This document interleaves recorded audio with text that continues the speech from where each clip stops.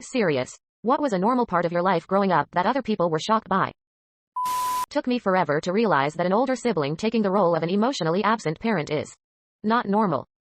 Grew up with 7 siblings, 5 brothers and 2 girls.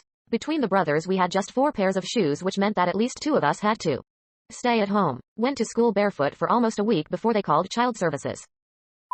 Child neglect. My house was filthy, and I mean really filthy. Black mold covering the 2 different corners of a finished basement. Trash all over the floors. Never clean clothes because the washer and dryer were broken. Dinner once or twice a week with no food in the house.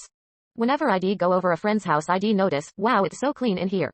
Everything smells so nice. Look at all those snacks in the cupboard. That was my mother's house.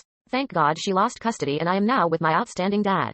Edit. Responding to comments has been quite cathartic. Thank you everyone. To anyone who has gone through or knows someone going through this. Let me tell you, it does get better. I am currently a senior in college, interning in Washington, D.C. in the D.C. Superior Court with a 3.4 GPA after leaving freshman year of high school to move in with my dad with 2.1. I've never had a family dinner at home. We just all get our food at different times and eat in separate locations. One time I made a new friend from middle school and invited him over. We just had a normal evening of pizza and video games and watching shitty early internet flash movies. My parents would check up on us, but just let us be and watched TV in the living room by themselves quietly. As the evening went on, he got kinda weird and withdrawn and then took me aside to ask if me and my family were a bunch of fucking Bible thumpers, to which I incredulously replied no to. He basically explained that the lack of skin flicks lying around, loud arguments, strange people coming over, and holes punched in the walls was extremely off-putting to him. To him, that sort of constant instability and chaos was completely normal and something that regular, average people did, and my quiet boring home life was a total outlier. It was kinda hard for us to be friends after that and we drifted apart really fast. I hope he's doing alright.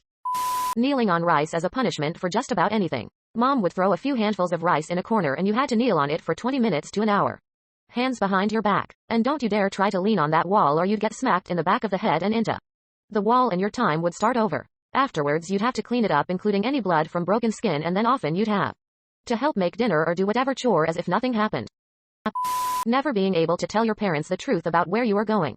I remember the first time I realized it was weird when at a friend's house. We were leaving and all she said was, "We'll be back later," and her mom said, "Have fun." I was shook. No interrogation and her mom seemed to trust her. It was wild. I never once saw my parents fight or yell. I can only recall one time that they were even sort of huffy with each other.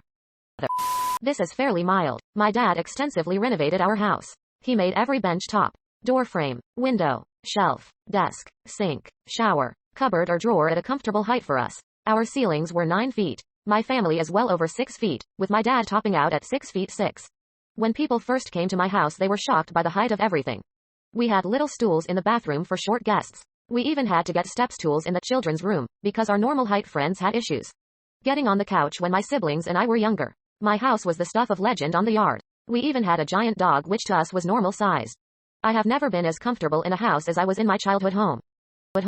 As an Asian kid I grew up being disciplined physically. Got the belt, the hand, the slipper, wooden spoon, you name it. This had happened to me so much as a kid I literally thought this was normal and that all families did this. I remember being in 8th grade and having a conversation with my friends and we were talking about our parents and I nonchalantly was like, "Oh yeah, my mom hits me all the time.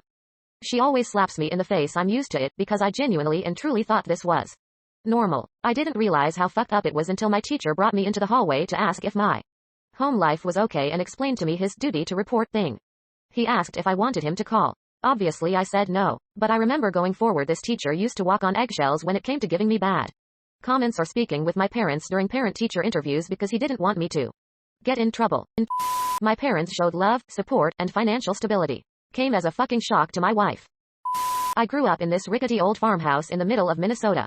It was really cold a lot of the year, and our upstairs didn't have insulation, so we didn't have any heat upstairs. We'd sleep with an electric blanket and loads of other blankets heaped on top.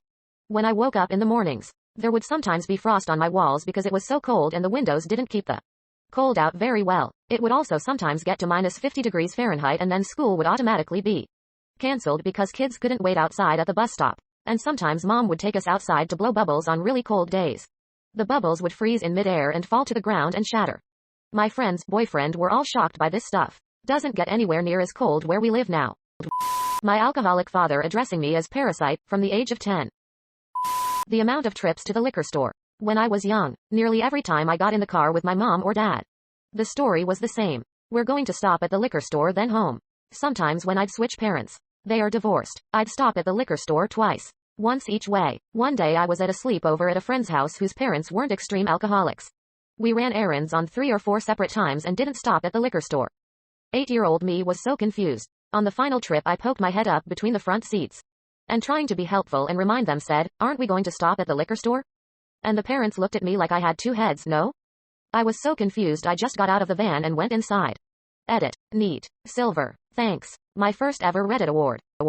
That my personal pet was a bear. Up in Alaska I hand-fed a black bear sandwiches as I got off the bus. Eventually he got bold and started coming to our porch. I fed him some salmon and he never left. That was until a female black bear came onto our property and he left with her. Apparently black bear cubs will get kicked out of the nest, so we basically took him in. He was malnourished, and then he went off to start a family. I grew up ultra-Orthodox Jewish, so a lot of stuff. No TV, no internet, no video games, speaking Yiddish at home, laying motionless on the Sabbath, pretty much forbidden to do anything, etc. Traveling. My parents were divorced and my dad would fly my sister and I to wherever he was working once. Roughly every 2 years. Sure, it was cool to travel and go to Dubai, Egypt and Vietnam before I was 15. But I only got to see my dad for 2 weeks every 2 years. I just wanted to see my dad. Man. My stepmother beating the absolute shit out of me for very little reason. Or sometimes no reason at all. On a pretty regular basis. The total lack of love. My brother and sister have always had a good relationship with my parents, but for reasons I don't understand, my parents wished I didn't exist. I was an inconvenience at best. I once broke my ribs falling out of a tree. They made me wait 3 days until they had spare time to take me to hospital. Beatings were frequent. Beatings for any perceived mistake. Beatings for being bullied at school. The beatings I was told were to toughen me up. Beatings for crying while being beaten. I eventually figured out that the beatings, name-calling and abuse all came from the same root cause. Using up my parents' time and effort when they could have been spending it with my siblings or each other. So I tried to become invisible. I learned to move around the house silently. Which floorboards squeaked. How to open and close doors without sound. How to control my breathing to be absolutely quiet. I set up a chair and books in my closet so I could be in there unseen for hours.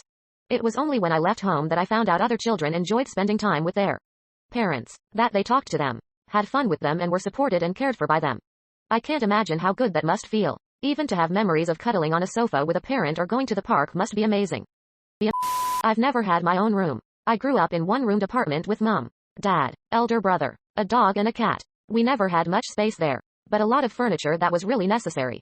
People didn't understand why I never invite friends to my home. All that jealousy when somebody complains about parents entering their room without knocking. I didn't know I was in a very religious family until I found out how abnormal it was in college. Like my family, and I never missed Sunday Mass. We used to celebrate every first Friday of the month by dressing up nicely to go to a Latin Mass, which was like the original language said in the first Catholic Masses. We prayed the rosary a lot, and during the Lenten season we would go around churches to offer more rosaries and prayers.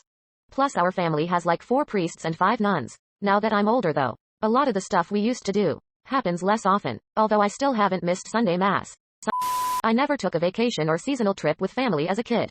We just never had the money for it. When I tell people this, they're appalled that I've never been to Disneyland, beautiful islands or foreign countries in my youthful summers. Guess a lot of people I know can't fathom the idea that some families are poor. That, and I've moved around a lot. Went to like 4 or 5 elementary schools and 3 middle schools. Just trying to find the next cheapest place to live.